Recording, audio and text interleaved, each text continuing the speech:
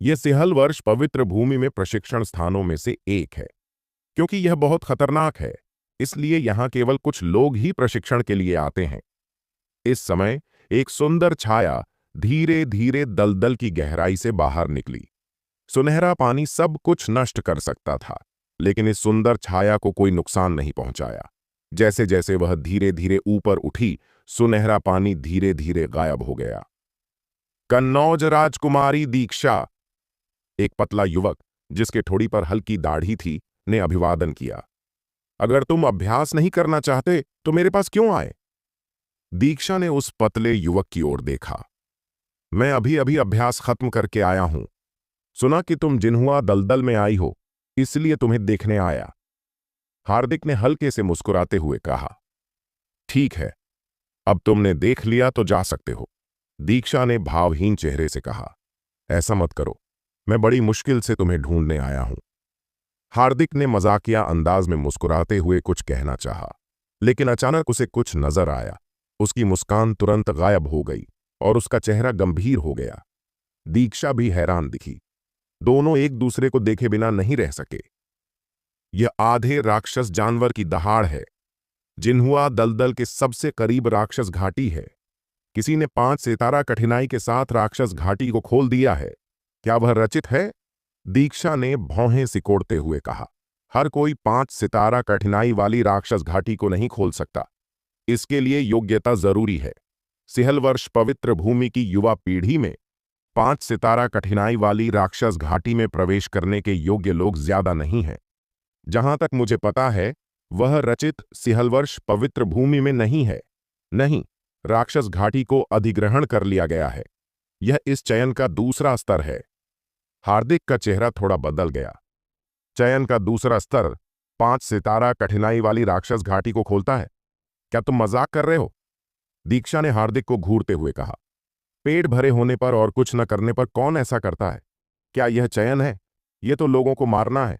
चयन में हिस्सा लेने वाले उन छोटे बच्चों की बात तो छोड़ दो। 5 सितारा कठिनाई वाली राक्षस घाटी में दूसरी पीढ़ी के शीर्ष शिष्य भी मर सकते हैं। मैं मजाक नहीं कर रहा। राक्षस घाटी को वाकई अधिग्रहण कर लिया गया था। मैं उस समय मौजूद था और उपनिदेशक की घोषणा अपने कानों से सुनी और हमें इसे लीक न करने के लिए कहा गया, हार्दिक ने गंभीरता से कहा। यह पक्का करने के बाद कि हार्दिक मजाक नहीं कर रहा, दीक्षा ने हिलते हुए देखा कि उसके पैरों के नीचे का सुनहरा पानी जल्दी से जम गया, फिर सुनहरी लताओं में बदल गया और ऊपर चढ़ने लगा। जमीन से 100 फीट ऊपर तक पहुंच गया। इस स्थिति से पूरे जिन्हुआ दलदल का नजारा लिया जा सकता था और राक्षस घाटी की स्थिति भी साफ दिखाई देती थी।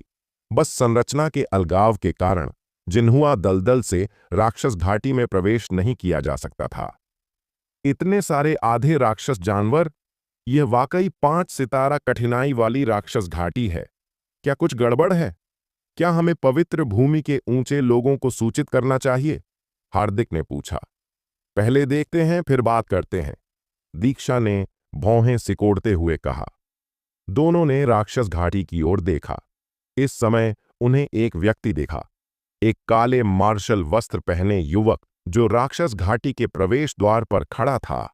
हार्दिक और दीक्षा ने उस लड़के को आश्चर्य से देखा। जन्मजात क्षेत्र के शिखर पर कल्टीवेशन करने वाले लड़के चयन में हिस्सा ले रहे होंगे। ऐसा लगता है कि इस राक्षस घाटी में कुछ गड़बड़ है, वरना 5 सितारा कठिनाई नहीं होती, हार्दिक ने कहा। इस समय एक भेड़िया जैसे आधे राक्षस जानवर ने काले मार्शल वस्त्र पहने युवक को देखा और वह बहुत तेज गति से उसकी ओर दौड़ा, जैसे एक काली छाया। हालांकि यह भेड़िया जैसे आधा राक्षस जानवर राक्षस घाटी में सबसे मजबूत नहीं था, अगर यह सक्रिय रूप से हमला करता और मार्शल कल्टीवेशन करने वालों को मार देता, तो जन्मजात क्षेत्र के शिखर पर मार्शल कल्टीवेशन करने वाले ही नहीं, बल्कि बैंगनी हवेली क्षेत्र के मार्शल कल्टीवेशन करने वाले भी घायल हो जाते। मुझे डर है कि यह बच्चा मरने वाला है, हार्दिक ने अफसोस से कहा। अगर दूरी करीब होती तो वह शायद कुछ कर पाता, लेकिन दूरी बहुत ज्यादा थी। दोष देना हो तो काले मार्शल वस्त्र वाले युवक की बदकिस्मती को दोष दो। जिस पल भेड़िया जैसे आधे राक्षस जानवर उस पर झपटा, काले मार्शल वस्त्र वाला युवक हिला और तलवार की एक चमक दिखी और फिर भेड़िया जैसे आधे राक्षस जानवर का सिर गायब हो गया। तलवार की मरम्मत, फिर भी तलवारबाजी का मास्टर। हार्दिक और दीक्षा हैरान दिखे। मुझे नहीं पता था कि मैं गलत था। वह एक दुर्लभ तलवार कल्टीवेशन करने वाला निकला, हार्दिक ने कहा। दिलचस्प। दीक्षा ने काले मार्शल वस्त्र वाले युवक को बड़े ध्यान से देखा। वह सिर्फ तलवारबाज नहीं था, बल्कि अभी काले मार्शल वस्त्र वाला युवक स्थिरता से रुककर तेज तलवार के रास्ते का इस्तेमाल कर रहा था। सबसे जरूरी बात यह थी कि उसने भेड़िया जैसे आधे राक्षस जानवर की गर्दन के कमजोर बिंदु को बहुत कम समय में ढूंढ लिया और फिर एक ही झटके में उसे मार डाला। तकनीक निर्णायक और साफ सुथरी है। ऐसा लगता है कि यह बच्चा उन चयनित लोगों से अलग है। उसे बहुत अनुभव और हत्या का तजुर्बा होना चाहिए। हार्दिक ने अपनी बाहें छाती पर रखते हुए टिप्पणी की। हालांकि यह तो बस शुरुआत है। मुझे डर है कि वह ज्यादा देर तक नहीं टिक पाएगा। 5 सितारा कठिनाई वाली राक्षस घाटी का डर अभी पूरी तरह से सामने नहीं आया है। जैसे जैसे यह गहराई में जाता है, खतरा और भी भयानक होता जाएगा। इस समय काले मार्शल वस्त्र वाला युवक नीचे बैठ गया। वह क्या कर रहा है? हार्दिक और दीक्षा थोड़े उत्सुक थे। उन्हें तब तक समझ नहीं आया जब तक उन्होंने काले मार्शल वस्त्र वाले युवक को आधे राक्षस जानवर के शरीर से अंगूठे के आकार का काला क्रिस्टल निकालते नहीं देखा। यह जादू क्रिस्टल 500 उच्च स्तरीय आध्यात्मिक पत्थरों के बराबर है। भले ही आप कुछ ले सकें, यह आपकी जान की कीमत पर नहीं होना चाहिए। हार्दिक ने हल्के से सिर हिलाया और कहा। काले मार्शल वस्त्र वाले युवक ने जादू क्रिस्टल को रख लिया, फिर आगे बढ़ना शुरू किया, लेकिन सड़क के साथ नहीं चला, बल्कि घने जंगल की गहराई की ओर बढ़ा। क्या वह मूर्ख है या मरना चाहता है? वहां 7 भेड़िया जैसे आधे राक्षस जानवर हैं और आसपास दर्जनों या सैकड़ों भेड़िया जैसे आधे राक्षस जानवर हैं।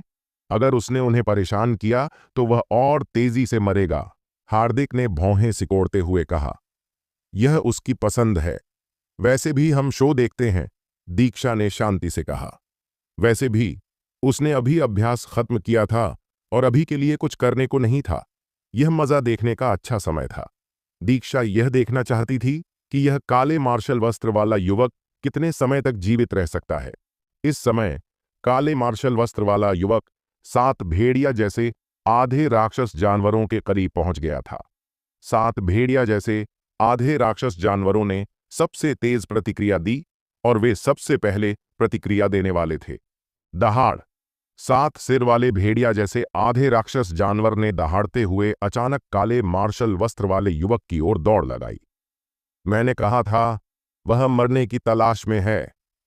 हार्दिक ने धीरे से आह भरी। लेकिन इस पल में काले मार्शल वस्त्र वाले युवक ने अचानक एक मोटी काली तलवार निकाली और 7 भेड़िया जैसे आधे राक्षस जानवरों पर सीधे हमला किया। जैसे ही तलवार का इरादा गुजरा, 7 सिर वाले भेड़िया जैसे आधे राक्षस जानवर को जबरदस्ती 2 हिस्सों में काट दिया गया। हार्दिक स्तब्ध रह गया। दीक्षा हैरान दिखी, क्योंकि उन्हें कभी उम्मीद नहीं थी कि काले मार्शल वस्त्र वाला युवक 7 भेड़िया जैसे आधे राक्षस जानवरों को एक साथ मार सकता है। वह अकेला तलवार अभ्यासी नहीं है, बल्कि हल्की और भारी तलवारों दोनों का अभ्यासी है। उसका तलवार का इरादा इतना मजबूत है, लेकिन फिर भी आधे राक्षस जानवर की हड्डियां लोहे की तरह सख्त होती हैं और उसके हाथ में तलवार कोई आध्यात्मिक हथियार नहीं है। वह इन भेड़िया जैसे आधे राक्षस जानवरों को कैसे मार सकता है? दीक्षा ने भौहें सिकोड़ते हुए कहा। और आधे राक्षस जानवरों की तुलना में राक्षसी जानवरों से डरावनी बात उनकी शक्ति है। लेकिन ये आधे राक्षस जानवर काले मार्शल वस्त्र वाले युवक के सामने राक्षसी जानवरों की तरह कमजोर थे, हल्के हल्के। दीक्षा को लगा कि वह कुछ छोड़ रही थी, लेकिन वह बता नहीं सकी। वह अपनी भौहें सिकोड़ती रही और काले मार्शल वस्त्र वाले युवक को देखती रही। इस समय काले मार्शल वस्त्र वाले युवक ने 7 भेड़िया जैसे आधे राक्षस जानवरों के जादू क्रिस्टल्स को रख लिया और फिर पीछे मुड़ा और आगे की ओर चला, जहां भेड़िया जैसे आधे राक्षस जानवरों के समूह थे, सैकड़ों की संख्या में। वह अभी भी आगे बढ़ रहा है। उसे सचमुच जीना मरना नहीं पता। मुझे आश्चर्य है कि वह इस बार कैसे मरेगा, हार्दिक ने कहा। वह मूर्ख नहीं है। उसे आधे राक्षस जानवरों के समूह के निशान नहीं पता होने चाहिए, है ना? दीक्षा की भौहें और सिकुड़ गईं। वह सचमुच समझ नहीं पा रही थी कि काले मार्शल वस्त्र वाला युवक क्या करना चाहता था। अचानक काले मार्शल वस्त्र वाले युवक ने सामने की ओर चिल्लाया, गड़गड़ाहट! सैकड़ों भेड़िया जैसे आधे राक्षस जानवर बाहर निकले, पूरे आसमान में धूल उड़ा दी और नाखूनों और दांतों के साथ काले मार्शल वस्त्र वाले युवक की ओर दौड़े। हार्दिक और दीक्षा यह दृश्य देखकर स्तब्ध रह गए। क्या यह बच्चा पागल है? सैकड़ों भेड़िया जैसे आधे राक्षस जानवरों को सक्रिय रूप से उकसाना?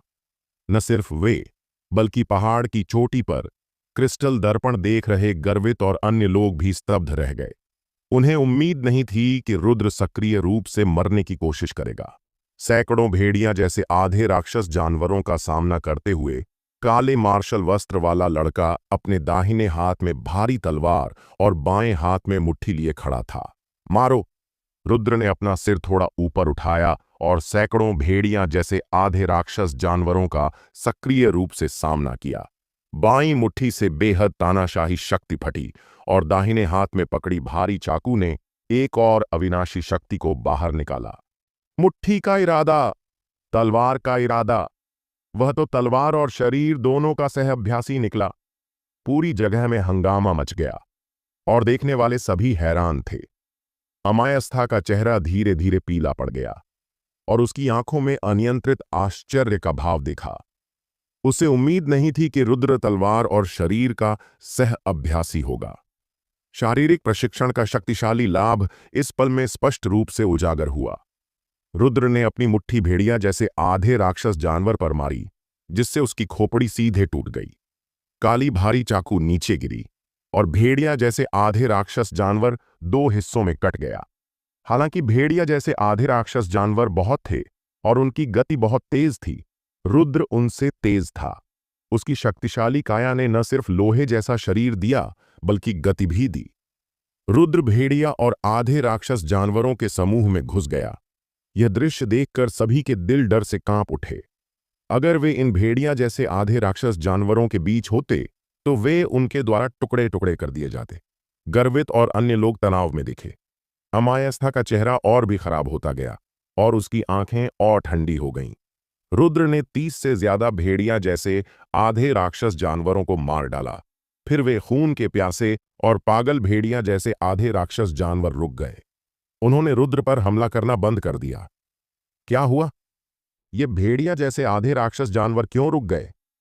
देखने वाले हैरान दिखे। केवल जिन्हुआ दलदल में मौजूद दीक्षा और हार्दिक ही अच्छी तरह जानते थे कि ये भेड़िया जैसे आधे राक्षस जानवर क्यों रुक गए। वे डर गए थे और रुद्र ने उन्हें जबरदस्ती मार डाला था। हालांकि आधे राक्षस जानवर क्रूर और खून के प्यासे होते हैं, वे बुद्धिहीन नहीं होते, बल्कि उनकी बुद्धि राक्षसी जानवरों से ज्यादा होती है। इस समय भेड़िया और आधे जादू जानवर पीछे हट गए। वे सभी एक निश्चित दूरी तक पीछे हटे और फिर तेजी से भाग गए। रुद्र केवल 2 और भेड़िया और आधे जादू जानवरों को मार सका जो भागने में असमर्थ थे। रुद्र ने पीछा नहीं किया, बल्कि जादू क्रिस्टल निकालना शुरू किया। सभी जादू क्रिस्टल्स इकट्ठा करने के बाद रुद्र उस दिशा में पीछा करने लगा जिसमें भेड़िया जैसे आधे राक्षस जानवर पीछे हटे थे। वह क्या करने जा रहा है? सभी लोग हैरान दिखे। जब रुद्र उन भेड़िया जैसे आधे राक्षस जानवरों के रहने की जगह तक पीछा करके फिर से शिकार शुरू किया, तो देखने वाले भ्रम में पड़ गए। जाहिर तौर पर समझ नहीं पा रहे थे कि रुद्र क्या कर रहा था। रुद्र ने 10 से ज्यादा भेड़िया जैसे आधे राक्षस जानवरों को मार डाला जो विरोध कर रहे थे, और बाकियों को दूसरी जगहों पर भगा दिया। जादू क्रिस्टल रखने के बाद रुद्र ने उनका पीछा करना जारी रखा। उसने इन भेड़िया जैसे आधे राक्षस जानवरों को पहले ही मार डाला है। उनका प्रतिरोध बहुत कमजोर है और इसका प्रशिक्षण पर कोई प्रभाव नहीं पड़ता। दीक्षा ने भौहें सिकोड़ते हुए कहा। वह बहुत उलझन में थी। अगर रुद्र अनुभव लेना चाहता था तो उसे मजबूत आधे राक्षस जानवर ढूंढने चाहिए थे। इन भेड़िया जैसे आधे राक्षस जानवरों का पीछा करने से क्या करना चाहिए? मुझे बिल्कुल समझ नहीं आता कि उसने क्या किया। हार्दिक ने सिर हिलाते हुए कहा।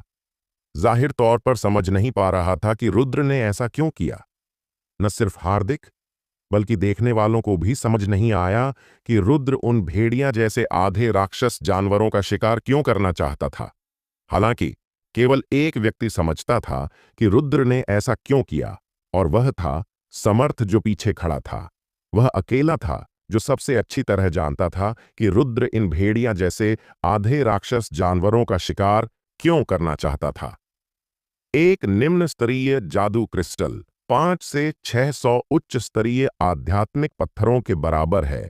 लगभग 20 को मारना 10,000 उच्च स्तरीय आध्यात्मिक पत्थरों की आय के बराबर है। जब आप यहां आए हैं तो कुछ क्यों न लें? रुद्र, यह 5 सितारा कठिनाई वाली राक्षस घाटी है और आप वहां निम्न स्तरीय भेड़िया जैसे आधे राक्षस जानवरों का शिकार कर रहे हैं। समर्थ ने असहाय होकर सिर हिलाया। सभी बस देखते रहे और रुद्र ने सभी भेड़िया जैसे आधे राक्षस जानवरों को मार डाला, क्योंकि वे हमेशा भागते रहते थे और कुछ खास जगहों पर इधर उधर भागते थे। इसलिए रुद्र को बस उन कुछ जगहों की रखवाली करनी थी। इस जगह पर आप इन भेड़िया जैसे आधे राक्षस जानवरों को आसानी से मार सकते हैं। आखिरी जादू क्रिस्टल रखने के बाद रुद्र ने चारों ओर से दहाड़ों की आवाजें सुनी। दहाड़ें तेज और तेज होती जा रही थीं और कुछ में भयानक ध्वनि तरंगें भी थीं। इन दहाड़ों को सुनकर देखने वालों के चेहरे गंभीर हो गए। अमायस्था के होंठों पर एक ठंडी मुस्कान थी। रुद्र ने कई भेड़िया जैसे आधे जादू जानवरों को मार डाला था, लेकिन तो क्या, ये तो बस निम्न स्तरीय आधे जादू जानवर थे। 100 से ज्यादा भेड़िया जैसे आधे राक्षस जानवरों का राक्षस घाटी को संतुलित करने के लिए था। अब जब वे सब मर गए, राक्षस घाटी का संतुलन टूट गया है। जल्द ही अन्य आधे जादू जानवर इकट्ठा होंगे, जिनमें कई मध्यम स्तरीय और यहां तक कि उच्च स्तरीय आधे जादू जानवर भी शामिल होंगे। तब तक रुद्र के पास मरने के अलावा कोई चारा नहीं होगा। राक्षस घाटी से गुजरने के लिए आगे केवल एक ही रास्ता है, और उस रास्ते पर निश्चित रूप से कई आधे राक्षस जानवर घात लगाए होंगे। यह विशेष रूप से सिहलवर्ष पवित्र भूमि के शिष्यों के लिए प्रशिक्षण प्रदान करने के लिए बनाया गया है। इस रास्ते के अलावा राक्षस घाटी के अंत तक पहुंचने का कोई दूसरा रास्ता नहीं है। इस समय रुद्र ने चारों ओर नजर दौड़ाई, फिर गहरी सांस ली और शरीर से एक आश्चर्यजनक मुट्ठी की शक्ति अचानक फट पड़ी। विशाल मुट्ठी की शक्ति उसके शरीर को घेर रही थी और यह उसके शरीर के चारों ओर एक ढाल की तरह थी। यह मुट्ठी का इरादा बहुत तानाशाही है। उसने कम से कम 70 या 80 शारीरिक मार्शल कला का अभ्यास किया होगा और उनमें से आधे में महारत हासिल कर ली होगी, है ना? हार्दिक ने रुद्र को आश्चर्य से देखा। इस स्तर की शरीर घेरने वाली मुट्ठी के इरादे को विकसित करने के लिए आपको कम से कम 60 प्रकार की वयस्क मार्शल कला या 30 प्रकार की शिखर शारीरिक मार्शल कला तक पहुंचना होगा। दीक्षा का चेहरा गंभीर दिखा। 60 वयस्क मार्शल कला भले ही पीले स्तर की हों, उन्हें हासिल करने में बहुत समय लगेगा और बहुत उच्च समझ की जरूरत होगी। अपनी मुट्ठी की सुरक्षा में रुद्र उस एकमात्र रास्ते की ओर दौड़ा जो शुरू से अंत तक पूरे राक्षस घाटी से होकर गुजरता था। जैसे ही उसने उस रास्ते पर कदम रखा, एक तेंदुए जैसे आधे राक्षस जानवर जो लंबे समय से छिपा हुआ था, बाहर कूद पड़ा। यह भेड़िया जैसे आधे राक्षस जानवर से मजबूत और तेज था। रुद्र पीछे नहीं हटा, बल्कि उसका सीधा सामना किया। धम! तेंदुए जैसे आधे राक्षस जानवर को पीछे धकेल दिया गया और उसका सिर मौके पर ही बेहोश हो गया। रुद्र ने इसे नजरअंदाज किया और तेजी से भाग गया, लेकिन जैसे ही वह दौड़ा, हवा में एक कठोर आवाज गूंजी। रुद्र ने जल्दी से इसे टाला और देखा कि 2 जहरीले लंबे कांटे पास की पत्थर की दीवार में घुस गए। यह रास्ते के दोनों तरफ छिपे 2 जहरीले आधे राक्षस जानवरों का छिपा हमला था। रुद्र ने अपनी भारी काली तलवार निकाली, 2 तलवार के इरादे काटे और फिर मौके का फायदा उठाकर आगे बढ़ गया। रास्ते में रुद्र पर लगातार छिपे आधे राक्षस जानवरों द्वारा हमला या रुकावट की गई, जिनमें से कई मध्यम स्तरीय आधे राक्षस जानवर थे। ये आधे राक्षस जानवर भयानक रूप से शक्तिशाली थे, बैंगनी हवेली क्षेत्र से कम नहीं। अगर रुद्र लंबे समय से तलवार और शरीर का सह अभ्यासी नहीं होता, तो वह सिर्फ अपनी तलवारबाजी की कुशलता पर भरोसा करके नहीं निकल पाता, क्योंकि वे आधे राक्षस जानवर बहुत मजबूत थे और कुछ बहुत तेज थे। 5 सितारा कठिनाई वाली राक्षस घाटी वाकई डरावनी है। देखने वाले भयभीत थे। अगर वे होते तो वे पहले ही लाश बन चुके होते और आधे रास्ते तक पहुंचने का कोई रास्ता नहीं होता। दूसरी ओर रुद्र आधे से ज्यादा रास्ता चल चुका था और अंतिम रेखा से ज्यादा दूर नहीं था। उच्च स्तरीय आधे राक्षस जानवर नहीं दिखे। इस रास्ते की कठिनाई ज्यादा से ज्यादा 4 सितारा या 4 और आधा सितारा है। हार्दिक ने कहा, असली 5 सितारा कठिनाई इस बात पर निर्भर करती है कि उच्च स्तरीय आधे राक्षस जानवर दिखाई देते हैं या नहीं। अगर कोई उच्च स्तरीय आधे राक्षस जानवर नहीं है तो इसे 5 सितारा कठिनाई नहीं माना जा सकता। एक नए आने वाले के लिए 4 सितारा कठिनाई वाली राक्षस घाटी को पार करना पहले ही असाधारण है। दीक्षा ने रुद्र को गहरी नजर से देखा। उसकी सुंदर आंखों में रुचि का संकेत दिखा। उसे उम्मीद नहीं थी कि यहां ऐसा अनोखा नया आने वाला मिलेगा। आप सही कह रहे हैं, एक नए आने वाले के लिए यह पहले ही बहुत शक्तिशाली है। उसकी कल्टीवेशन की कमी के अलावा उसकी क्षमता पहले ही दूसरी पीढ़ी के शीर्ष शिष्यों के बराबर है, यहां तक कि पहली पीढ़ी के शिष्यों के स्तर के करीब है। इस पीढ़ी का पहला नया आने वाला यह निश्चित रूप से वही होगा, हार्दिक ने सिर हिलाकर कहा। अमायस्था ने रुद्र को घूरा। उसकी आंखों में हत्या का इरादा और तेज होता जा रहा था। अचानक चारों ओर की दहाड़ें रुक गईं, सारी आवाजें गायब हो गईं और सब कुछ अजीब तरह से शांत हो गया। रुद्र रुक गया। उसका चेहरा गंभीर दिखा। इस समय रास्ते पर लगभग 5 फीट का एक विशाल एक सींग वाला सांप दिखाई दिया। उसकी हरी आंखें ठंडी थीं और उसकी लाल जीभ से एक घिनौनी सड़ांध की गंध आ रही थी। उच्च स्तरीय आधे राक्षस जानवर एक सिंग वाला ड्रैगन सांप, यह वाकई यहां है, हार्दिक ने गंभीर चेहरे से कहा। गायब? देखने वाले हैरान थे। यह गायब नहीं हुआ था, बल्कि यह बहुत तेजी से हिल रहा था। ज्यादातर लोग यह नहीं देख सके कि यह कैसे हिला। केवल हार्दिक, दीक्षा और अमायस्था ही स्पष्ट रूप से देख सके कि एक सिंग वाला ड्रैगन सांप ने अपना विशाल मुंह खोला और रुद्र पर झपटा। बहुत तेज। हार्दिक तनाव में दिखा। उसी समय रुद्र ने अपनी तलवार निकाली और उसे अपने सामने सीधा खड़ा किया। धम! रुद्र को पीछे धकेल दिया गया। हवा में 3 बार पलटने के बाद उसके पैर जमीन पर जोर से टकराए, जिससे प्रभाव की शक्ति जमीन में चली गई। रुद्र के मुंह के कोने से खून की एक बूंद बह निकली। उसने वाकई इसे रोक लिया। हार्दिक ने रुद्र को आश्चर्य से देखा। उसका मुट्ठी का इरादा मेरे सोच से ज्यादा मजबूत है, दीक्षा ने गहरी आवाज में कहा। यह काले मार्शल वस्त्र वाला युवक वाकई उसे बहुत आश्चर्य दे रहा था। उसने पहले ही काले मार्शल वस्त्र वाले युवक के इरादे का अनुमान लगा लिया था, लेकिन उसे उम्मीद नहीं थी कि वह अभी भी अपनी मुट्ठी पर टिका रहेगा। अगर मुट्ठी का इरादा इस स्तर तक पहुंच सकता है तो कम से कम 80 अध्याय पूरे होंगे। इस उम्र में इस स्तर तक पहुंचना, उसकी समझ कितनी मजबूत होनी चाहिए। दीक्षा ने अपनी सुंदर आंखों से रुद्र को घूरा। उसके चेहरे पर एक जटिल भाव दिखा। हालांकि उसने कई प्रतिभाशाली लोगों को देखा था और कुछ के पास असाधारण प्रतिभा भी थी, लेकिन मजबूत समझ वाले प्रतिभाशाली लोग कम थे। रुद्र जैसे अत्यधिक समझ वाले व्यक्ति का तलवार और शरीर के साथ अभ्यास करना वाकई दुर्लभ था।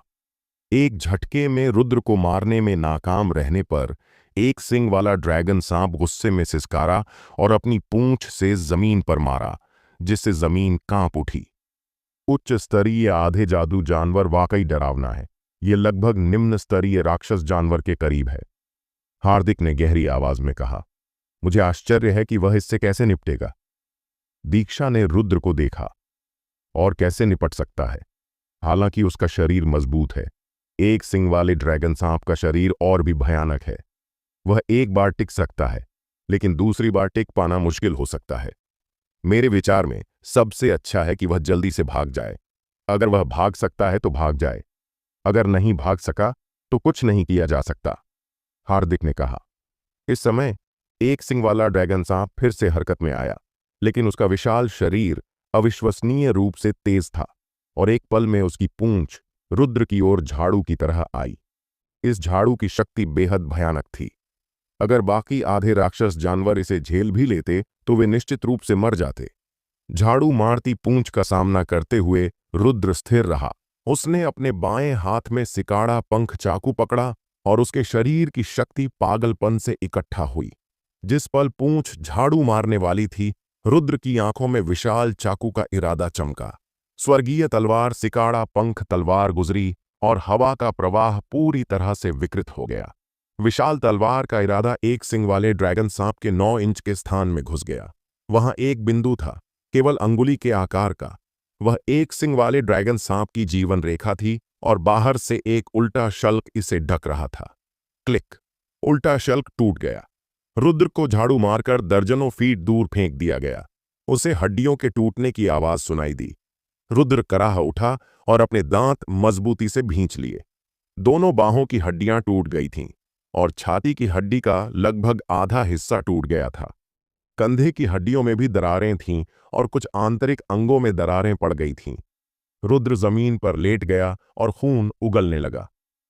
अगर मैंने बाद में उन 3 बूंदों शुद्ध लाल ड्रैगन रक्त का सेवन नहीं किया होता और मेरा शरीर एक और स्तर तक नहीं सुधरा होता, साथ ही 100 मार्शल कला के शिखर तक पहुंची मुट्ठी का इरादा नहीं होता, तो मैं बहुत पहले मर चुका होता।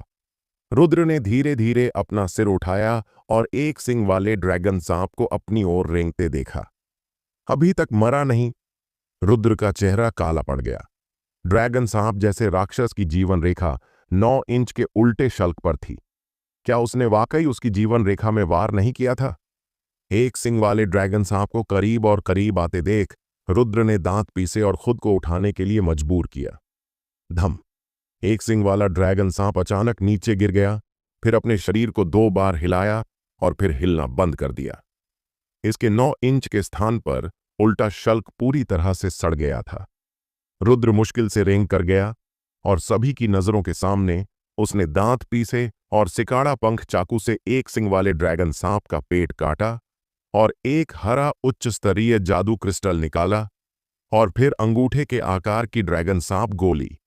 बिना किसी हिचकिचाहट के रुद्र ने ड्रैगन सांप गोली को एक घूंट में ले लिया, फिर एक सिंग वाले ड्रैगन सांप के पास लेट गया और अपनी आध्यात्मिक ऊर्जा को ड्रैगन सांप गोली को शुद्ध करने के लिए संचालित किया।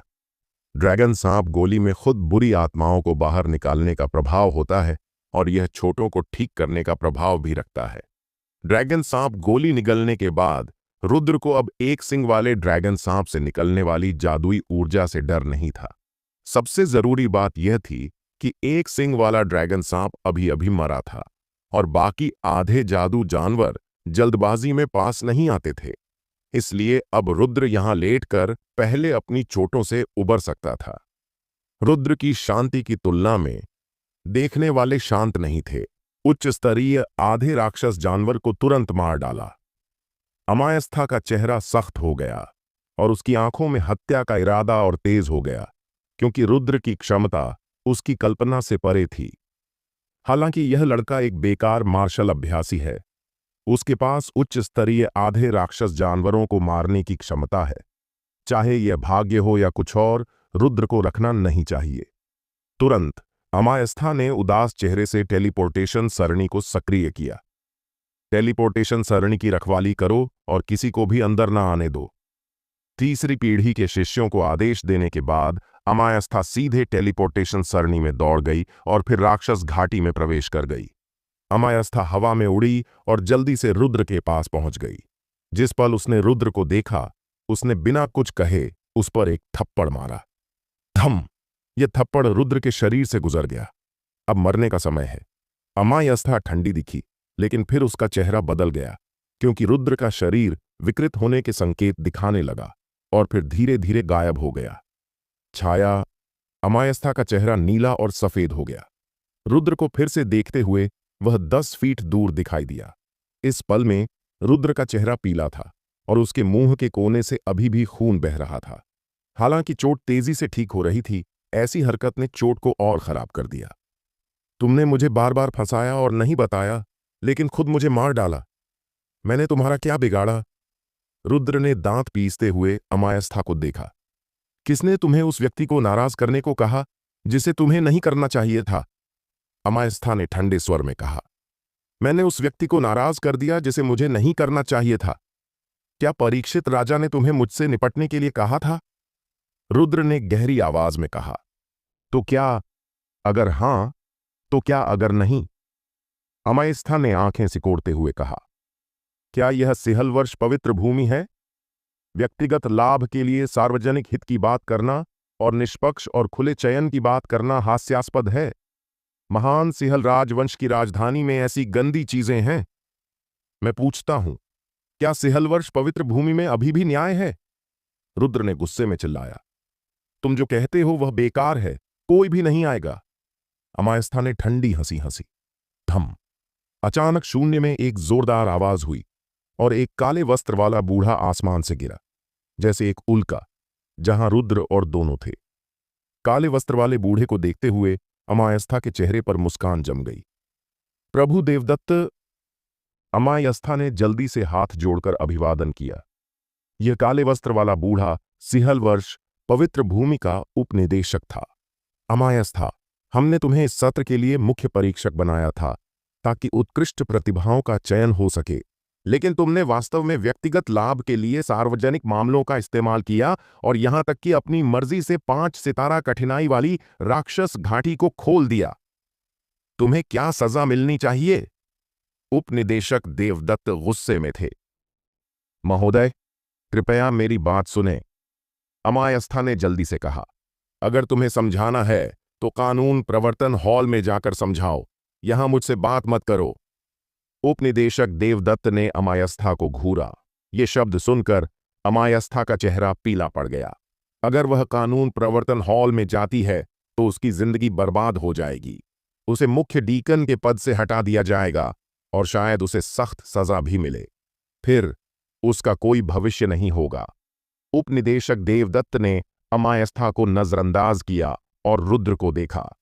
जब उसने रुद्र की आभा को देखा तो वह थोड़ा भौहें सिकोड़ने लगा और तुरंत अफसोस का भाव दिखाया। 30% ऊर्जा सागर, आधा बेकार। हालांकि तलवार और शरीर के सह अभ्यासी भी उच्च स्तरीय आधे राक्षस जानवरों को मार सकते हैं और 5 सितारा कठिनाई वाली राक्षस घाटी को पार कर सकते हैं। यह अकेले ही बहुत अच्छा है। तुम्हारा नाम क्या है? उपनिदेशक देवदत्त ने पूछा। रुद्र, रुद्र ने कहा। रुद्र, ठीक है। अगर अमायस्था व्यक्तिगत लाभ के लिए सार्वजनिक मामलों की जिम्मेदार है तो हमारी सिहलवर्ष पवित्र भूमि निश्चित रूप से निष्पक्षता से निपटेगी। उपनिदेशक देवदत्त ने गंभीरता से कहा। चिंता मत करो, सिहलवर्ष पवित्र भूमि में हर कोई ऐसा नहीं है। हमारे पास अभी भी कई बुजुर्ग हैं जो सिहलवर्ष पवित्र भूमि में मार्शल कला पर ध्यान देते हैं। अब से जब तुम हमारी सिहलवर्ष पवित्र भूमि में प्रवेश करोगे, वे बुजुर्ग तुम्हें गंभीरता से मार्गदर्शन और प्रशिक्षण देंगे। रुद्र निश्चित रूप से मेहनत करेगा, रुद्र ने जल्दी से कहा। अच्छा। उपनिदेशक देवदत्त ने हल्के से सिर हिलाया और मुस्कुराया। फिर उसने अचानक रुद्र के दाहिने हाथ पर एक लौ के आकार की अंगूठी देखी और उसकी मुस्कान तुरंत जम गई। यह अंगूठी तुम्हें कहां से मिली? उपनिदेशक देवदत्त ने लौ वाली अंगूठी की ओर इशारा किया। यह चीज मेरी मां ने मुझे छोड़ी थी, रुद्र ने कहा। तुम्हारी मां? उपनिदेशक देवदत्त का चेहरा तुरंत बदल गया और यहां तक कि थोड़ा पीला पड़ गया। उसने रुद्र को ऊपर से नीचे तक लंबे समय तक देखा। क्या तुम्हें पता है कि तुम्हारी मां का नाम कहां से आया? मुझे सिर्फ इतना पता है कि मेरी मां का नाम आर्या श्रीवास्तव है, रुद्र ने सच कहा। आर्या श्रीवास्तव, तुम वास्तव में उसकी बेटे हो। उपनिदेशक देवदत्त के गाल थोड़े से हिले और उसका शरीर कांपने लगा। चाहे तुम्हारी क्षमताएं और प्रतिभा कुछ भी हो, मैं सिहलवर्ष पवित्र भूमि तुम्हें कभी स्वीकार नहीं करेगा। तुम जा सकते हो। उपनिदेशक देवदत्त ने रुद्र को ठंडे स्वर में देखा। क्यों? रुद्र ने उपनिदेशक देवदत्त को देखा और पूछा। सब कुछ ठीक था अभी तक, लेकिन उपनिदेशक देवदत्त ने अचानक अपना चेहरा क्यों बदल लिया? सिर्फ इसलिए कि उसने उसके हाथ पर अंगूठी देखी। उसकी मां की वजह से? जो भी कारण हो, यहां से तुरंत निकल जाओ, वरना मुझे तुम पर सख्ती करने के लिए दोष मत देना। उपनिदेशक देवदत्त ने रुद्र को घूरा। सिहलवर्ष पवित्र भूमि को महान सिहल राजवंश ने स्थापित किया था। मैंने चयन पास कर लिया है। मुझे सिहल वर्ष पवित्र भूमि में प्रवेश क्यों नहीं करने दिया जा रहा? रुद्र ने उपनिदेशक देवदत्त को बिना डरे देखा। सिहल वर्ष पवित्र भूमि में प्रवेश करने के लिए रुद्र ने अपनी जान जोखिम में डाली थी और इस राक्षस घाटी में लगभग मर गया था। आखिरकार चयन पास करने के बाद दूसरा पक्ष सिर्फ एक वाक्य से रुद्र की मेहनत और प्रयास को नकारना चाहता था। अगर यह सिर्फ सिहल वर्ष पवित्र भूमि में प्रवेश करने के लिए होता तो रुद्र ऐसे रवैये के साथ प्रवेश करने की जहमत भी नहीं उठाता। लेकिन अपने चाचा, लैन बहन और ये लिंग के लिए उसे प्रवेश करना ही था। तुमने सिहल वर्ष पवित्र भूमि के चयन को नष्ट कर दिया और पहले स्तर के चयन की संरचना को तोड़ दिया। तुमने जघन्य अपराध किया है। तुम अभी भी चयन पास करना चाहते हो? सपने देखो। पास खड़ी अमायस्था ने मौका लेते हुए कहा। जब तक सारा दोष रुद्र के सिर पर डाल दिया जाता तब तक उसका अपराध कानून प्रवर्तन हॉल में भी बहुत कम हो जाता। क्या उसने पहले दौर के चयन के लिए संरचना को नष्ट किया था? उपनिदेशक देवदत्त की आंखों में ठंडक और बढ़ गई। हमारे सिहल वर्ष पवित्र भूमि के चयन को तोड़ना, यह हमारे सिहल वर्ष पवित्र भूमि के कानूनों का उल्लंघन नहीं है, बल्कि हमारे सिहल वर्ष पवित्र भूमि की महिमा को चुनौती देना है। हमारे सिहल वर्ष पवित्र भूमि की महिमा को चुनौती देने वाले लोग मृत्यु के योग्य हैं। बस इस एक वाक्य से रुद्र को मौके पर ही मृत्युदंड दे दिया गया। कितना बड़ा अपराध कि मुझे मृत्युदंड दे दिया जाए। तुम स्पष्ट रूप से व्यक्तिगत बदला ले रहे हो, रुद्र ने चिल्लाया। शायद दूसरे पक्ष का उसकी मां से कोई बैर था, वरना वह उसकी पहचान जानकर उस पर हाथ नहीं उठाता। जाहिर तौर पर उसकी बात सही लगी। उपनिदेशक का चेहरा अचानक खराब हो गया। वह मौके पर ही गुस्से में आ गया और अचानक रुद्र पर थप्पड़ मारने लगा। अचानक सत्यनारायण रुद्र के सामने प्रकट हुआ और अपनी हथेली से थप्पड़ मारा। धम! जोरदार आवाज के तहत उपनिदेशक देवदत्त 2 कदम पीछे हट गया। सत्यनारायण! उपनिदेशक देवदत्त ने एक हाथ में शराब का कद्दू पकड़े सत्यनारायण को हैरानी से देखा। जाहिर तौर पर उसे यहां उससे मिलने की उम्मीद नहीं थी। इस पल में सत्यनारायण के शरीर में लौ जैसी धुंध भरी थी। धुंध लगभग हल्की लाल थी और उनमें बेहद अनोखी शक्ति थी। निर्वाण का पवित्र धर्म! तुमने वास्तव में निर्वाण का पवित्र धर्म विकसित कर लिया। उपनिदेशक देवदत्त ने सत्यनारायण को हैरानी से देखा और फिर जल्दी से प्रतिक्रिया दी। उसकी आंखें जटिल हो गईं। सत्यनारायण, सत्यनारायण, तुम बहुत हिम्मती हो। तुमने अतीत में जघन्य अपराध किया था। तुम्हारे गुरु ने तुम्हें बचाने के लिए गुरु को 30 साल तक अंधेरे जेल में दीवार का सामना करने की सजा दी गई थी, तब जाकर तुम्हारी जान बच सकी। अब तुमने निर्वाण के पवित्र धर्म की कल्टीवेशन पर भरोसा किया और अपनी कल्टीवेशन को बहाल करके सिहल वर्ष पवित्र भूमि में वापस आए हो। तुम क्या करना चाहते हो? क्या तुम सिहल वर्ष पवित्र भूमि से बदला लेना चाहते हो? सत्यनारायण को अतीत में सिहल वर्ष पवित्र भूमि ने संभाला था। वह हमेशा आभारी रहा है और कभी बदले की नहीं सोची। आज वापस आना मजबूरी थी। सत्यनारायण ने एक बार कसम खाई थी कि वह अपने जीवन काल में सिहल वर्ष पवित्र भूमि में प्रवेश नहीं करेगा, लेकिन आज उसने रुद्र और मेरी बेटी ये लिंग की वजह से अपनी कसम तोड़ी। सत्यनारायण ने उपनिदेशक देवदत्त को देखा और कहा, सत्यनारायण जानता है कि गुरु देवदत्त अपने बेटे की 7वीं राजकुमारी महामहिम के हाथों मृत्यु से दुखी हैं, लेकिन पिछले साल जो हुआ वह आपके बेटे ने पहले शुरू किया था, इसलिए यह 7वीं राजकुमारी महामहिम की गलती नहीं थी। मुझे सही गलत की परवाह नहीं है। मुझे बस इतना पता है कि मेरा बेटा उसके हाथों मरा। तुम कुछ भी कहो, मैं उसके वंशजों को सिहल वर्ष पवित्र भूमि में प्रवेश नहीं करने दूंगा। उपनिदेशक देवदत्त ने ठंडे स्वर में कहा, रुद्र बुरा नहीं है। अगर वह सिहल वर्ष पवित्र भूमि में प्रवेश कर सकता है तो वह निश्चित रूप से भविष्य में महान सिहल राजवंश और सिहल वर्ष पवित्र भूमि का स्तंभ बनेगा। मुझे आशा है कि आप अतीत के बैर को छोड़ सकते हैं और महान सिहल राजवंश और सिहल वर्ष पवित्र भूमि के समग्र हित के बारे में सोच सकते हैं।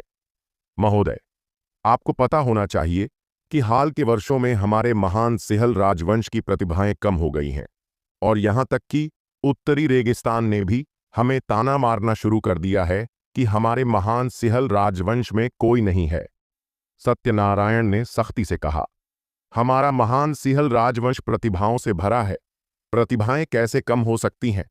भले ही हमारे महान सिंहल राजवंश की प्रतिभाएं कम हो जाई, यह एक आधे बेकार मार्शल अभ्यासी की बारी नहीं होगी कि वह मेरे महान सिंहल राजवंश की युवा पीढ़ी को संभाले।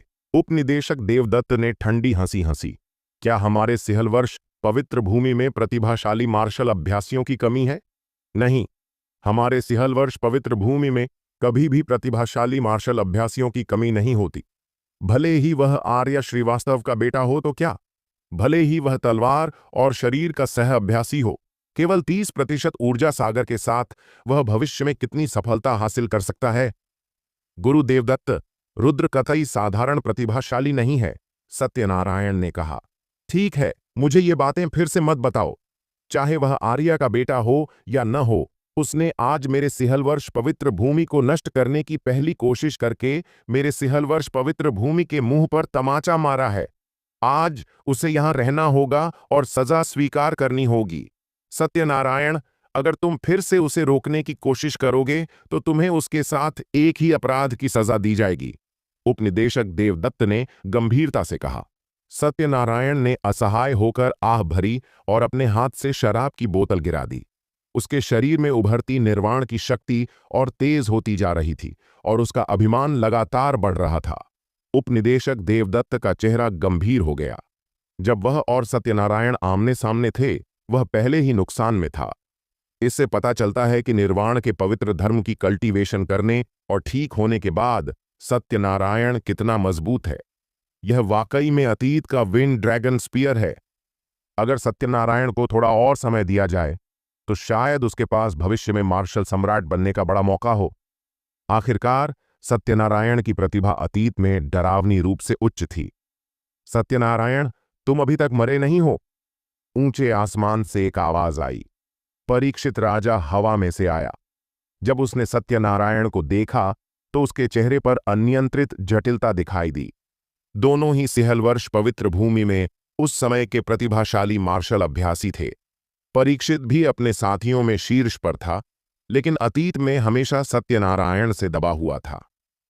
परीक्षित, तुम सही समय पर आए। सत्यनारायण ने शुरुआत में की गई अपनी कसम का उल्लंघन किया। न सिर्फ सिंहल वर्ष पवित्र भूमि में वापस आया, बल्कि एक बड़े अपराध में सहयोग किया और यहां तक कि मेरे आदेशों की अवज्ञा भी की। तुम बाद में मेरे साथ उसे पकड़ने में शामिल हो जाओ।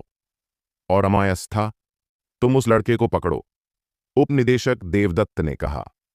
चिंता मत करो गुरु देवदत्त, यह बच्चा मेरे हाथों से निश्चित रूप से नहीं बच पाएगा। अमायस्था ने ठंडी हंसी हंसी। जब तक वह रुद्र को पकड़ लेती और सारा दोष उस पर डाल देती, वह अपने अपराध को कम कर सकती थी।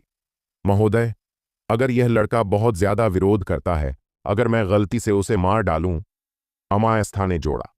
अगर मर गया तो मर गया, उपनिदेशक देवदत्त ने शांति से जवाब दिया। यह अधीनस्थ जानता है कि क्या करना है। अमायस्था ने जानबूझकर सिर हिलाया।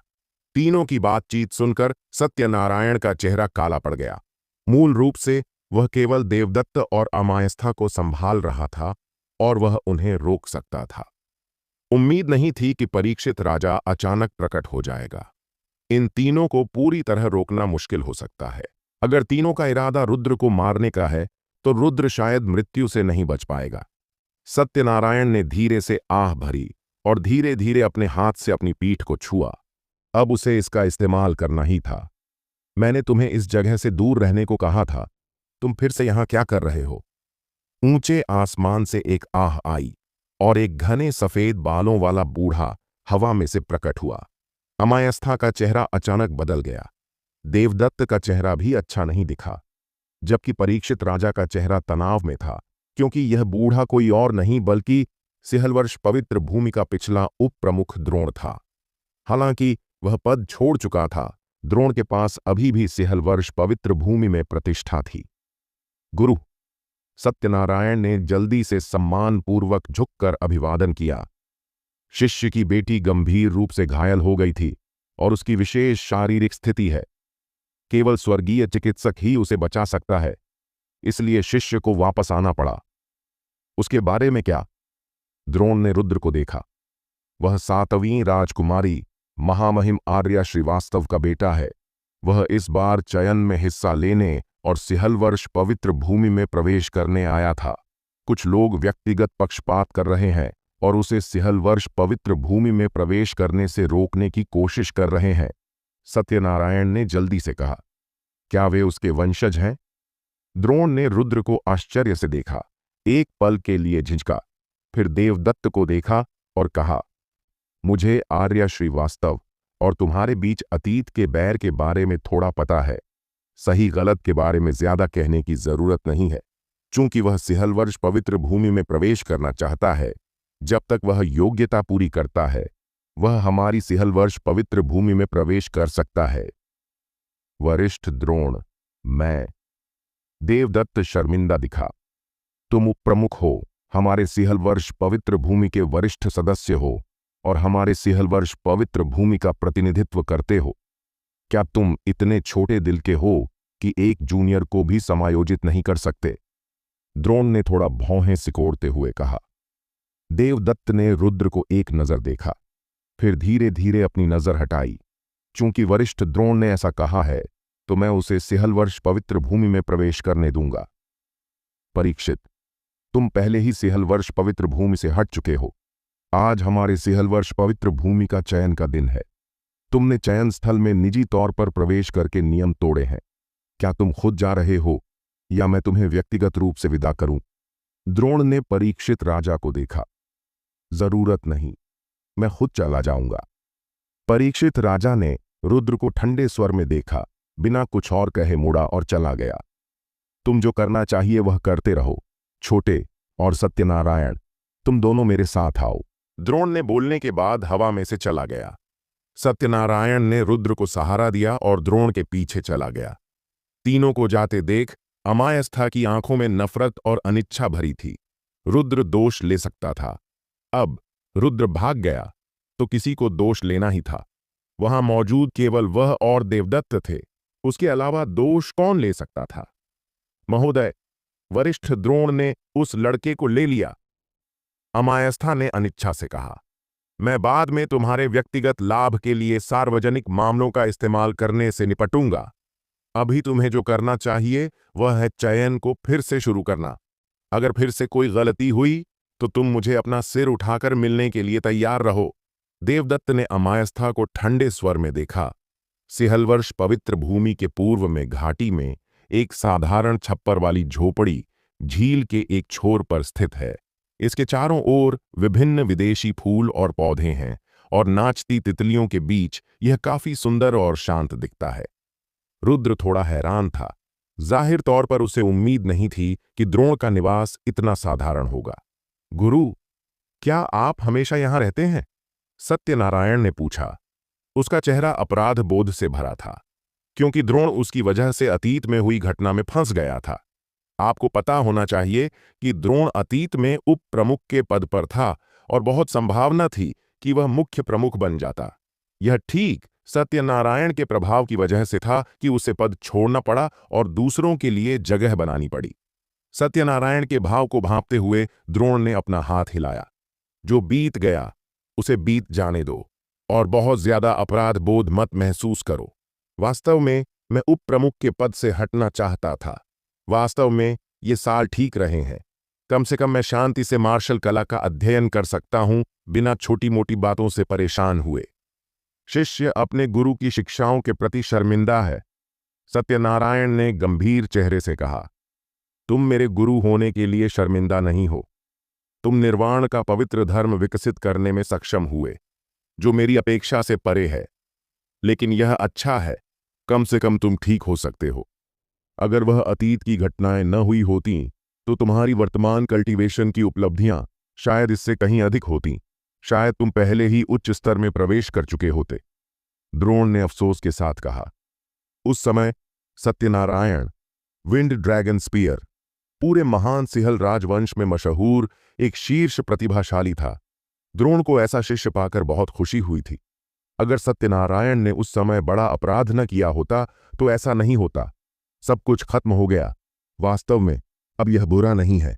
गुरु, गुरु। सत्यनारायण ने द्रोण को देखा। मैं जाकर उससे पूछूंगा। तुम भी तुम्हारे गुरु के स्वभाव को जानते हो। अगर वह नहीं चाहेगी तो मैं कुछ नहीं कर सकता। चिंता मत करो, मैं अपनी पूरी कोशिश करूंगा। द्रोण ने सत्यनारायण को सांत्वना देने के बाद उसे एक नजर से देखा और थोड़े नाराजगी के साथ कहा, जब तुम्हारी बेटी को कुछ हुआ तो तुम सीधे मुझसे मिलने राजधानी क्यों नहीं आए? क्या तुम मुझसे मिलने से डर रहे थे या क्या? देखो, तुमने ऐसा हंगामा मचाकर उसे लगभग नुकसान पहुंचा दिया। यह शिष्य अपने गुरु से मिलने की हिम्मत नहीं कर सका, इसलिए हमने रुद्र को चयन में हिस्सा लेने दिया। उसे वैसे भी सिहलवर्ष पवित्र भूमि में प्रवेश करना था। सत्यनारायण ने असहाय होकर कहा, जब तुम जानते हो कि वह आर्य श्रीवास्तव का बेटा है, तो भी तुमने उससे सिहलवर्ष पवित्र भूमि में प्रवेश करने दिया? क्या तुम्हें पता है कि उसकी पृष्ठभूमि के साथ सिहलवर्ष पवित्र भूमि में प्रवेश करने से उसकी जान खतरे में पड़ सकती है? द्रोण का चेहरा काला पड़ गया। गुरु, उस समय क्या हुआ था? 7वीं राजकुमारी महामहिम आर्य श्रीवास्तव ने गुरु देवदत्त के बेटे को क्यों मारा? सत्यनारायण ने उलझन में पूछा। पास खड़ा रुद्र हमेशा चुपचाप सुनता रहा और कभी नहीं बोला। हालांकि रुद्र बहुत ध्यान से सुन रहा था। उसे डर था कि वह अपनी मां के बारे में कुछ भी छूट न जाए। हालांकि उसने उस समय उसे नफरत की थी, लेकिन समय बीतने के साथ और अपने चाचा की बातों से रुद्र की उसके प्रति नफरत बहुत पहले कम हो चुकी थी। आखिरकार वह उसकी मां थी।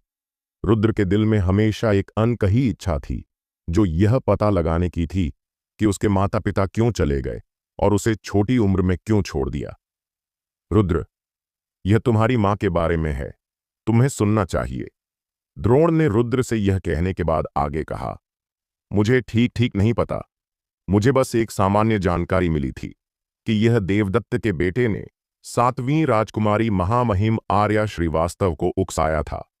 फिर 7वीं राजकुमारी महामहिम आर्या श्रीवास्तव अकेले सिहलवर्ष पवित्र भूमि में घुस गईं और एक व्यक्ति ने लगभग सिहलवर्ष पवित्र भूमि को भेद दिया। रुद्र ने द्रोण को आश्चर्य से देखा। एक व्यक्ति ने लगभग सिहलवर्ष पवित्र भूमि को भेद दिया? तुम्हारी मां आर्या श्रीवास्तव उस समय की अपनी पीढ़ी की शीर्ष प्रतिभाशाली थी। वह 7वीं राजकुमारी थी। स्वाभाविक रूप से हम बूढ़े लोग उसे रोक नहीं सकते थे, इसलिए केवल युवा पीढ़ी ने कार्रवाई की। लेकिन तुम्हारी मां वाकई बहुत मजबूत थी, यहां तक कि सत्यनारायण भी उसे नहीं रोक सका। द्रोण ने कहा, गुरु, चूंकि यह सिर्फ एक व्यक्तिगत बैर था, रुद्र को महान श्रीवास्तव परिवार का सीधा वंशज माना जा सकता है। देवदत्त उसे मारना चाहता था। क्या उसे डर नहीं था कि महान श्रीवास्तव शाही परिवार उसका पीछा करेगा? सत्यनारायण ने भौहें सिकोड़ते हुए पूछा। 19 साल पहले महान श्रीवास्तव परिवार ने एक घोषणा जारी की और 7वीं राजकुमारी आर्या श्रीवास्तव को आम नागरिक बना दिया। हालांकि रुद्र महान श्रीवास्तव परिवार का वंशज है, वह अब आम नागरिक है और अब सीधा वंशज नहीं है। द्रोण ने आह भरी। आम नागरिक बना दिया गया? क्यों? 19 साल पहले क्या मैं उस समय राजधानी छोड़कर नहीं जा चुका था? सत्यनारायण ने हैरानी से कहा, यह सच है कि तुम्हारे राजधानी छोड़ने के तुरंत बाद यह बात सामने आई थी। 7वीं राजकुमारी आर्या श्रीवास्तव को आम नागरिक क्यों बनाया गया, यह मुझे नहीं पता, द्रोण ने जवाब दिया। हालांकि उसे शाही दर्जे की परवाह नहीं थी, रुद्र को लगा कि यह मामला थोड़ा अजीब था। उसकी मां ने उसे अंगूठी छोड़ी थी।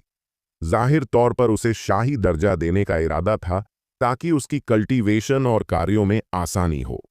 जाहिर तौर पर उसे नहीं पता था कि उसे आम नागरिक बना दिया गया था। रुद्र को आम नागरिक बनाए जाने से ज्यादा फर्क नहीं पड़ा, क्योंकि वह खुद एक आम नागरिक था। इसलिए उसे इस बात से ज्यादा महत्व नहीं था कि वह शाही परिवार से था या नहीं। शाही परिवार से होने से क्या, न होने से क्या।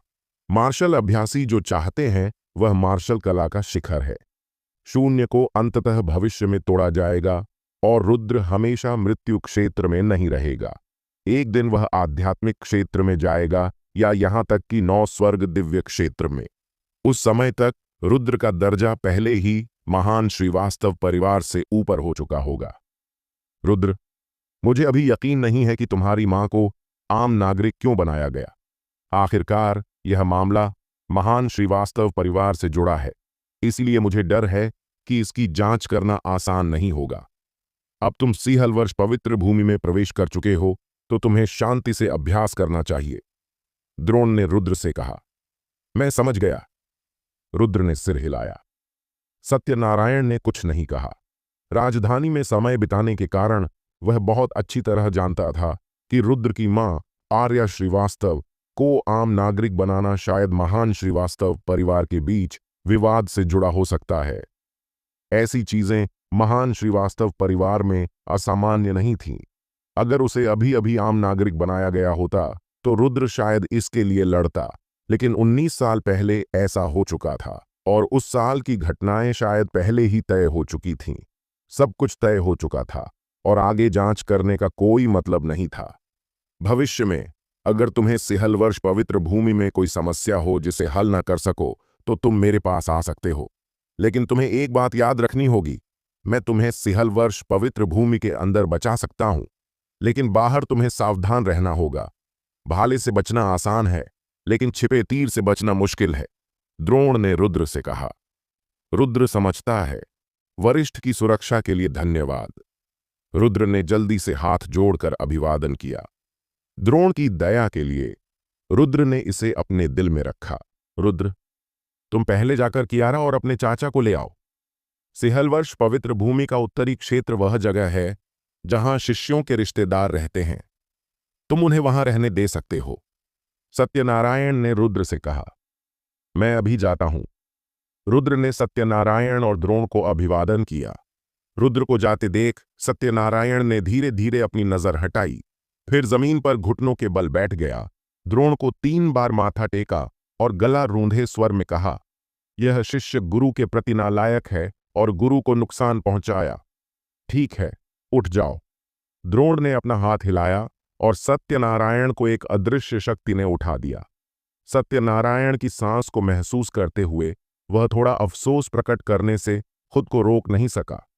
अगर अतीत में वह घटना न हुई होती तुम्हारी प्रतिभा के साथ, मुझे डर है कि अब तुम मार्शल सम्राट को चुनौती दे सकते थे।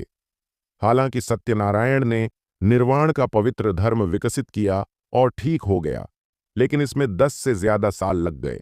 इस समय की बर्बादी का प्रभाव कम नहीं था।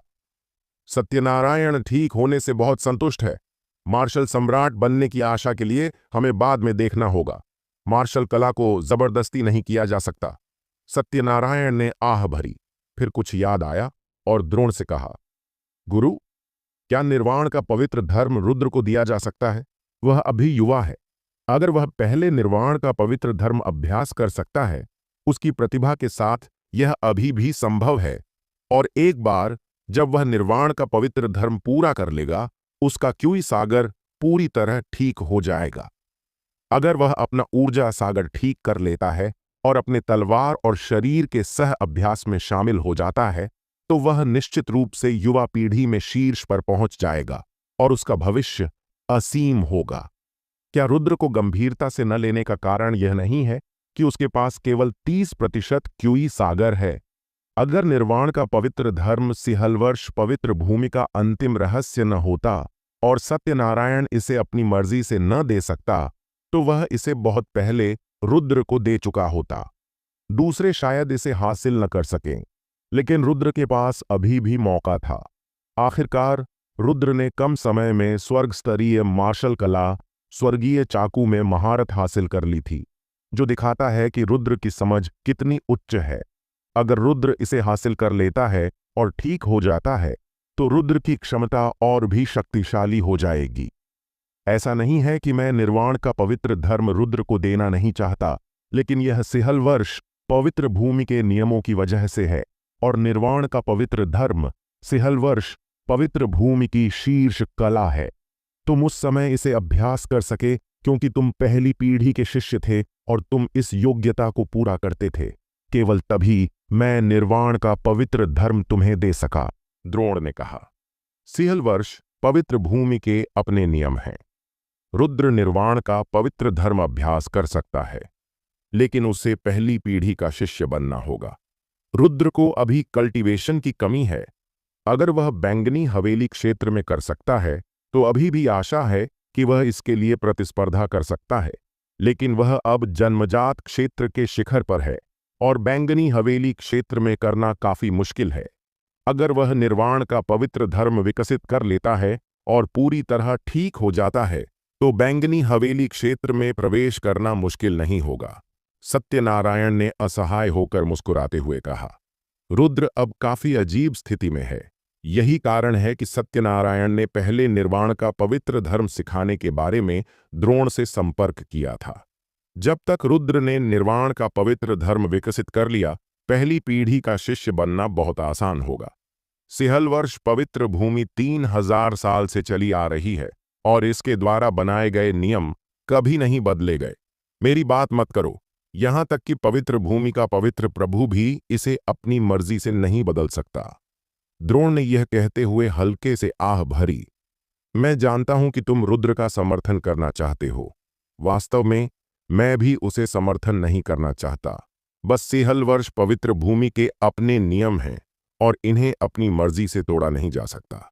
अगर मैं इनका नेतृत्व करके तोड़ दूं तो सिहल वर्ष पवित्र भूमि के नियम टूट जाएंगे। एक बार नियम चले गए, क्या तुम्हें लगता है कि देवदत्त और यान कबीला रुद्र को छोड़ देंगे? यह ठीक सिहल वर्ष पवित्र भूमि के नियमों की वजह से है जो उन्हें रोक रहे हैं कि वे रुद्र पर खुलेआम हमला नहीं कर सकते। इसलिए अगर रुद्र निर्वाण का पवित्र धर्म अभ्यास करना चाहता है तो उसे सिहल वर्ष पवित्र भूमि के नियमों का पालन करना चाहिए, ताकि दूसरों को उसकी कमजोरी न मिले और देवदत्त और यान परिवार उसे परेशान करने न आए।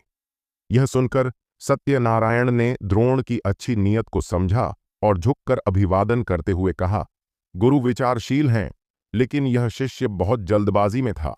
मार्शल कला की कल्टीवेशन में भी यही बात है, बस स्वाभाविक रूप से चलने दो। द्रोण ने धीरे से कहा। शिष्य ने सबक सीख लिया, सत्यनारायण ने जवाब दिया। सिहल वर्ष पवित्र भूमि के प्रवेश द्वार पर रुद्र मिलने की जगह पर पहुंचा और अपने चाचा और साक्षी बहन को देखा और उसकी चिंताएं धीरे धीरे कम हुईं। भाई, तुम कैसे हो? साक्षी जल्दी से आगे आई और चिंतित होकर पूछा। मैंने सिहल वर्ष पवित्र भूमि का चयन पास कर लिया है, रुद्र ने मुस्कुराते हुए कहा। सच में? साक्षी को यकीन नहीं हुआ जब तक कि रुद्र ने सिहल वर्ष पवित्र भूमि का नया शिष्य टोकन नहीं निकाला। साक्षी के गाल उत्साह से लाल हो गए, जैसे कि उसने खुद सिहल वर्ष पवित्र भूमि का चयन पास कर लिया हो। यशवीर ने भी अपनी दाढ़ी खुशी से सहलाई। रुद्र का सिहल वर्ष पवित्र भूमि में प्रवेश करना बहुत बड़ी खुशी की बात थी। काश मेरी छोटी बहन भी यहां होती, साक्षी ने लाल आंखों से कहा। ये शब्द सुनकर यशवीर की मुस्कान रुक गई। रुद्र की मुस्कान गायब हो गई और उसे उस दिन का दृश्य याद आ गया जब वह राजधानी आया था और बादल नाव नष्ट हो गया था। यह मार्शल रानी ने किया था। रुद्र ने अपनी मुट्ठियां भींच लीं। देर सबेर इस हिसाब को उसके साथ चुकता करना होगा। जमे हुए ठंड की गहराई में यह जगह निर्जन है और यहां तक कि मार्शल अभ्यासी भी इसे अपनी मर्जी से पास नहीं करते, क्योंकि यहां बहुत ठंड है और आध्यात्मिक ऊर्जा से शरीर की रक्षा करने वाले मार्शल अभ्यासी भी जम सकते हैं। एक ऐसी जगह जहां ऊर्जा भी जम सकती है, वह कितनी भयानक है। हालांकि यहां एक छोटी लड़की नंगे पैर बर्फ पर खड़ी थी। हालांकि वह बचकानी दिखती थी, उसकी आंखों में जीवन के अनुभव की थकान भरी थी। बर्फ के नीचे एक सुंदर लड़की जम रही थी। उसका पूरा शरीर बर्फ के क्रिस्टल्स से एकीकृत हो रहा था, जैसे कि वह उनमें विलीन हो रही हो। यह पूरी तरह से एकीकृत हो गया है। अतीत में जब मैं इन दसियों हजार साल पुरानी बर्फ के साथ एकीकृत हुई थी, मुझे पूरा आधा साल लगा था, लेकिन उसे 1 महीने से भी कम समय लगा। 7वां मोड़ वाला काला बर्फ शरीर वाकई असाधारण है। छोटी लड़की धीरे धीरे नीचे बैठी, नीचे की सुंदर लड़की को देखा और उसकी बढ़ती ताकत और कल्टीवेशन को महसूस करते हुए वह मुस्कुराने से खुद को रोक नहीं सकी और कहा, तुम्हारी गति से मुझे डर है कि आधे साल से भी कम समय में तुम मेरी उत्तराधिकारी बन जाओगी और तब तुम मेरे साथ राजधानी जाओगी और मेरे साथ महान श्रीवास्तव परिवार के मेरे समकालीनों को हरा दोगी। वैसे वह चुड़ैल समायरा भी है। उस समय मैं तुम्हें चुड़ैल कबीले को तबाह करने के लिए ले जाऊंगी। तब तक उस चुड़ैल समायरा का चेहरा बहुत काला और बदसूरत होना चाहिए। हाय, मैं इसके लिए बहुत उत्साहित हूं। इस समय बर्फ के नीचे स्नेहा ने अचानक अपनी आंखें खोलीं। उसकी आंखें बर्फ के क्रिस्टल्स में बदल गईं और उसके पूरे शरीर से बेहद ठंडी हत्या की भावना प्रकट हुई। एक भयानक ठंडक उसमें से बह निकली। छोटी लड़की ने अपना हाथ हिलाया और आध्यात्मिक ऊर्जा को जमाने वाली ठंडक तुरंत टूट गई। हत्या का इरादा कमजोर नहीं है, लेकिन तुम्हारी कल्टीवेशन और ताकत अभी भी बहुत कमजोर है और पर्याप्त मजबूत नहीं है। कठिन अभ्यास जारी रखो। जल्द ही तुम्हारा 7वां मोड़ वाला काला बर्फ शरीर पूरी तरह से मुक्त हो जाएगा। उस समय तक तुम्हारे समकालीनों में निश्चित रूप से बहुत कम लोग होंगे जो तुमसे मुकाबला कर सकें। छोटी लड़की ने आंखें सिकुड़ते हुए कहा। स्नेहा ने धीरे धीरे अपनी आंखें फिर से बंद कर लीं और बर्फ के क्रिस्टल्स में विलीन होना जारी रखा।